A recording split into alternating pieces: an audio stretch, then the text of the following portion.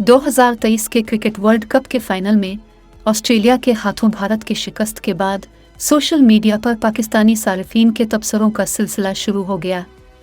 विराट कोहली और रोहित शर्मा का मजाक उड़ाने जाने लगा है अहमदाबाद को उनके नाम से मंसूब स्टेडियम करने पर, और फाइनल मैच में शिरकत करने वाले वजीर आजम नरेंद्र मोदी को निशाना बनाया जा रहा है।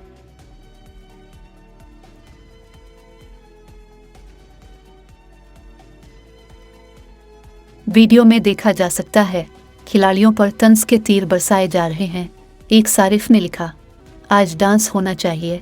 दूसरे सारिफ ने कहा, वजीर आजम नरेंद्र मोदी के सामने इंडिया मैच हार गया। तीसरे सारिफ ने कहा, विराट कोहली रोहित शर्मा को कह रहा है वो देखो ट्रॉफी काफी दूर है। मजीद जानने के लिए न्यूज़.की यह वीडियो देखते रहें।